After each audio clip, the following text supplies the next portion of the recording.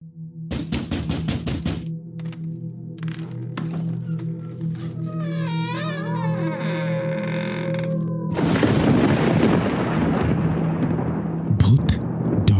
presents Debantor with RJ Russell. আসসালামু আলাইকুম রাসেল ভাই এবং প্রিয় শ্রোতা বন্ধুরা, আশা করি আপনারা সকলে ভালো আছেন।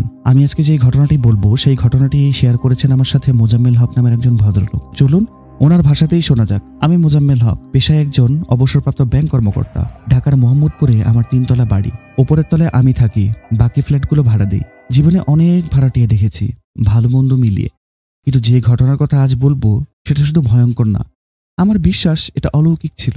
ঘটনাটা আজ থেকে 8-9 বছর আগের। শীতকাল, ডিসেম্বর মাস। একদিন সন্ধ্যাবেলা এক অদ্ভুত ধরনের ভাড়াটিয়া আসে আমার কাছে।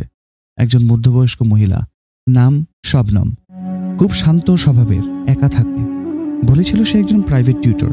কাগজপত্র ঠিক থাকায় আমি তাকে প্রথম তলায় ছোট্ট ফ্ল্যাটটা ভাড়া দিই। কিন্তু বাসায় ওঠার পর থেকে অদ্ভুত ঘটনা ঘটতে থাকে। প্রথম রাতে আমার স্ত্রী এসে বলল, ওই ফ্ল্যাট থেকে কে যেন কান্না করে সাতভর। আমি শুনতে পাইনি। বললাম, হয়তো ভুল শুনছো। কিন্তু পরের দিন রাতে আমিও সেই কান্না শুনলাম। মাঝরাতে যেন ছোট্ট একটা মেয়ের বিলাপ। নিচে নেমে দরজায় কড়া নাড়লাম। শবনম দরজা খুলে বলল, আমার তো কিছু হয়নি, বাহিরের কোনো জায়গার আওয়াজ হবে হয়তো। তার চোখ লাল, মুখে অদ্ভুত হাসি। এরপর থেকে প্রতি রাতে কোনো না কোনো শব্দ, কখনো হাসি, কখনো বাচ্চার দৌড়াদৌড়ির আওয়াজ, আবার কখনো দেয়ালে কেউ যেন পাথর ছুটছে।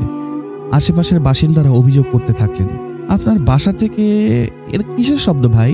আমি নিজের কানে শুনেছি, কিন্তু ফ্ল্যাটে গিয়ে দেখলাম কেউ নেই। শবনম শান্তভাবে বসে কোরআন পড়ছে। এক রাতে সাহস করে ভেতরে ঢুকলাম। ফ্ল্যাটে কেমন যেন একটা অদ্ভুত গন্ধ, সিঁদুর আর আগরবাতির।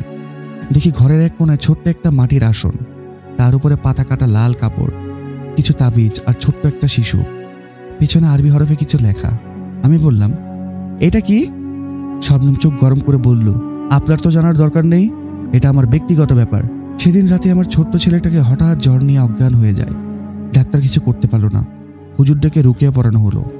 তখন ছেলেটার মুখ দিয়ে বেরিয়ে আসে গলগল করে লালা, আর সে চিৎকার করে বলে, ওই মহিলা আমাকে ডাকতো।